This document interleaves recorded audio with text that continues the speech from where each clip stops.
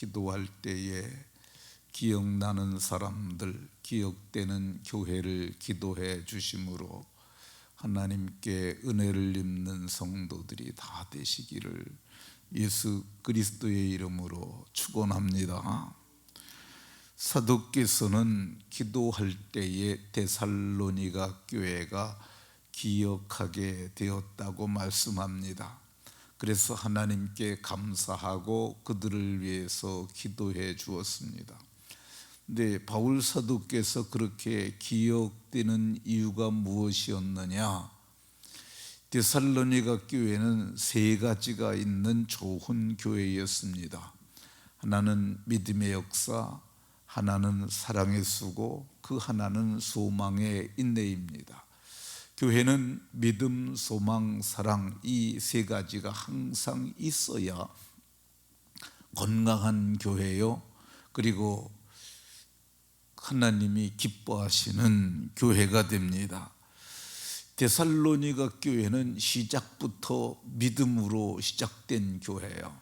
그러니까 사도께서 사도행전 17장에 보면 그 데살로니가에 가서 새 안식일 동안 말씀을 풀어 강론함으로 이 헬라인의 큰 무리와 적지 않은 귀부인들이 하나님께 돌아오는 놀라운 역사가 있었어요.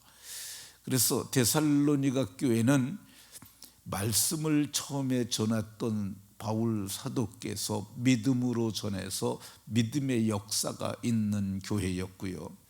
그때 말씀을 들은 사람들을, 말씀을 깨달은 사람들이 하나님께로 돌아온 믿음의 역사가 있는 교회였어요. 그 돌아온 자들의 삶이 이 초대교회의 성도들을 성경은 이렇게 얘기를 합니다. 천하를 어지럽히던 자들이 이곳에도 이름에, 어지럽혔다는 원문의 의미가 뒤집어 엎었다는 거야. 전통적인 가치관, 인본주의적인 가치관을 뒤집어 엎고 하나님 말씀대로 삶을 바꾸는 그 변혁의 역사가 가는 곳마다 있었는데 데살로니가 교회가 그렇게 믿음으로 역사하는 교회였습니다.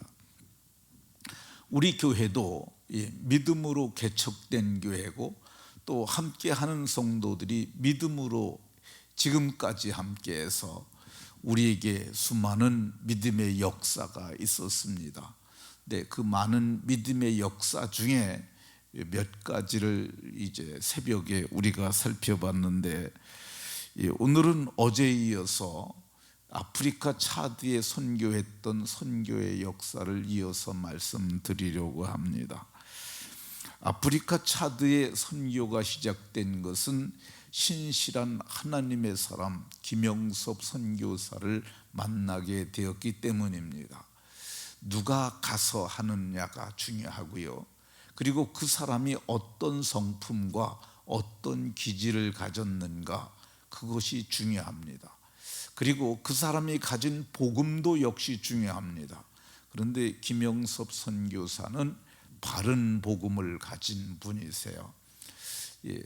그 개혁주의 신학이라 그러면 우리나라에서는 주로 우리 교단의 신학을 개혁주의 정통신학이라고 합니다. 근데 그분은 일반대에서, 부산대에서 공부를 하셨고, 그리고 총신대학원에서 신학을 하신 분이세요. 그리고 그분은 아주 인내가 있는 분이세요. 그러니까 선교지에 갔다 들락날락하고 그러는 사람들이 많은데 이분은 가서 정말 파송된 지역에 가서 몇 년씩 그게 굉장히 쉬운 게 아니에요. 굉장히 힘든 거야. 선교지에 가갖고 몇 년씩 거기서 나오지 않냐고 머물러 있는 것. 근데 아프리카 차들을 보면은 참으로 힘든 지역이에요. 왜 그러냐면 우선 비포장이에요. 그리고 기후가 맞질 않아요. 그리고 거기 오늘날 여기와 같은 문명지대가 아니라 아주 전기도 없고, 그리고 수도도 없는 그런 지역이 굉장히 많은 곳에 가서 그분이 사역하시는데, 그분이 전기도 없고 수도도 없는 그곳에 가가지고 학교를 세우고 그리고 교회를 세우는 그런 아주 중차대한 일을 했어요. 그리고 선교사들을 세워서 그 네비우스 선교 그 방법이 세 가지라고 어제 말씀드렸는데, 자립, 자전, 자치. 근데 그 한국이 받았던 그 네비우스 선교 정책을 가지고 가서 거기서 그거를 해서 그 선교사님 집을 제 친구 목사가 다녀왔어요. 그분이 그런 얘기를 해요. 목사님, 거기가 이제 그 은자매나에서 4시간을 가야 되는데 비포장도로 4시간을 가가지고, 그래가지고 그 강이 있대요. 강은 배를 타고 건너가야 되고 차도 거기다 두는 거예요. 강 건너편에다. 그리고 거기 뚝방을 걸로 언덕이 있는데 거기 올라가는 게 힘들대요. 근데 자기가 자기한테 짐을 좀 지고 올라가라고 그러는데 자기 올라가다 쓰러졌다고. 근데 거기 가보면은 이제 거기 태양열로에서, 그러니까 기본적인 이제 선교 보고도 하고 배터리도 충전해야 하고 그런 거 하니까, 그래서 태양열로에서 하고 있다고 합니다. 근데 그 힘든 지역에서 그 선교사님께서 힘을 다해서 잘 참고 견디면서 그 일을 하는 좋은 성품을 가진 분이셨어요. 그분과 얘기를 하면서 저는 이제 사람을 볼 때 뭘 보냐면 얘기를 들어봐요. 그럼 그 사람이 어떠한 사람인가를 압니다. 제가 전에도 한번 말씀드렸는데, 우리 교회는 어려워가지고 초창기에 돈이 없으니까 중고용품을 많이 샀는데, 저는 중고를 사면서 물건에 대한 기본적 파악이 끝나면 그 사람하고 얘기를 해요. 이 사람이 어떤 사람인가. 한 번도 저는 사기당한 적이 없어요. 근데 임춘선 목사는 한 번 스마트폰 하나 사라 그랬더니 그거 첫 번째 거래에서부터 사기를 당했었는데, 근데 그 제가 생각한 그 김영섭 선교사는 참으로 훌륭하신 선교사다. 그리고 아프리카 차디에 최적화된 사람이다. 근데 그 사람이 한국에 있을 때는 한국 사람 같은데요, 거기 가서 수염을 기르고 그러고 얼굴이 거기에 타기만 하면은 좀 지나면은 차드 사람하고 똑같아져요. 근데다가 이제 언어적 능력도 있고 훈련도 하고 그래가지고 귀한 일을 하고 있는데, 우리가 아프리카 차드에 더 이렇게 신경을 쓰는 이유는 거기에 교회를 짓잖아요. 그러니까 몇 명이 믿을 때 그때 거기다 교회를 지어주게 되면 부족이 회심을 합니다. 그래서 거기는 교회 사이즈가 이렇게 30평, 20평을 짓지 않고 80평, 100평을 지어요.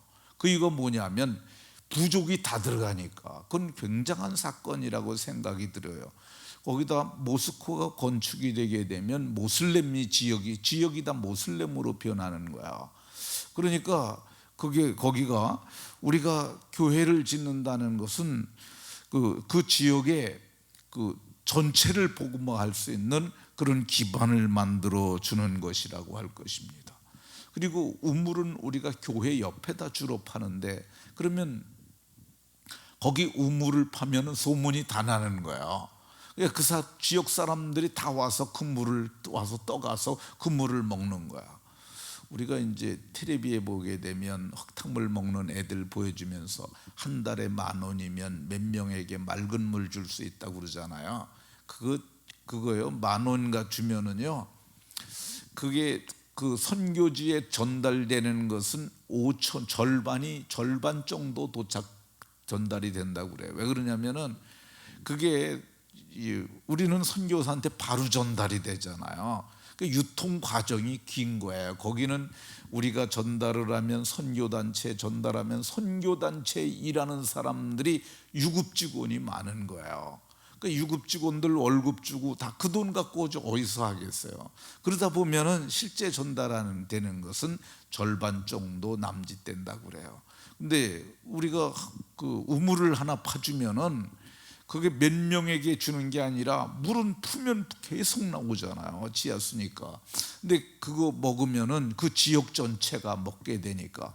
그리고 그 물을 먹는 사람들이 사실 이게 믿음으로 드린 헌금이잖아요. 우리가 믿음이 아니면 250만 원이 우물 파는 비용인데 그 돈이 적은 돈이 아니잖아요. 그리고 교회 짓는 건 우리가 500만 원을 가지고 짓는데 그 돈이 어찌 적은 돈입니까? 우리에게도 귀하고 아까운 건데 우리가 그걸 내서 하면 이게 믿음으로 드려진 것이고, 그리고 김영섭 선교사도 우리가 믿음으로 드린 거니까 그거 가지고 믿음으로 우물 파잖아요. 그럼 그게 믿음의 물이 아니겠어요? 그 물을 마시는 자들마다 저는 다 복음을 듣고 복음을 믿고 구원에 이르게 되리라고 생각을 합니다. 우리가 지금까지 개척되고 나서 지금까지 개회에 건축된 학교 그런 걸, 교실은 교회를 하나로, 교회와 하나씩 그렇게 쳐갖고 하면은 62개소를 했어요. 근데 아프리카 차드에만 한 곳이 46개, 그 중에 교회가 29개, 우물이 17개가 됩니다. 그래서 다 해서 62곳인데 저는 마음에 생각하기를, 제가 이제 한 3년 남았는데 3년 안에 100개를 했으면 좋겠다 하는 생각이 있는데 그거는 쉽지 않을 것 같아요. 한 8, 90개까지는 될 것 같은 생각이 듭니다. 그리고 나머지는 제 후임이 그거를 더 할 수 있으리라고 생각이 되어집니다. 근데 이 일에 우리가 할 수 있는 것이 저는 기회라고 생각이 들어요. 이게 교회가, 어떤 교회는 평생 그 교회가 태어나서부터 지금까지도 이런 선한 일을 못한 교회들도 많아요. 근데 우리 교회에는 그걸 할 수 있는 저는 기회가 주어졌다, 그렇게 생각이 듭니다. 성도들이 누구든지 할 수 있잖아요. 지금은 이제 다른 곳으로 이사를 가셨는데 집사님 한 분이 어느 날 저한테 얘기를 해. 목사님, 저 이거 하고 싶어요. 그럼 하십시오. 근데 지금 돈이 없어요. 그러면서 그러면 돈 있으면 하십시오 그랬더니 적금을 들었어요 그러더라고요. 그래서 교회하고 우물하고, 그분이 좀 여기 와서 힘들게 살았어요. 혼자 살았어요. 근데 하나님 앞에 기도하면서 그거 드리면서 그렇게 했어요. 근데 지방으로 이사 가시면서 목사님, 제가 작정한 거니까 우물도 하나 할 겁니다. 그래서 우물까지도 다 해서 하나, 우물 하나, 교회 하나를 하셨는데 그분이 얼마 전에 저한테 문자를 했어요. 목사님, 제가 지방으로 내려가 가지고 직장 좋은 데 만나고, 그리고 거기서 일이 잘 되고 그래서 이제 가족이 한 곳으로 모였대요. 그래서 참으로 하나님 은혜 가운데 행복한 인생을 살고 있다, 이런 얘기를 했어요. 근데 이게 하나님을 기쁘시게 하는 일이라고 저는 생각이 들어요. 교회가 다른 일들 할 수 있습니다. 그런데 저는 이 일이 중차대하고 귀한 일이라고 생각이 듭니다. 말씀을 마치도록 하겠습니다. 우리가 기회 있을 때마다 갈라디아서에서는 착한 일을 하되 이렇게 말씀합니다.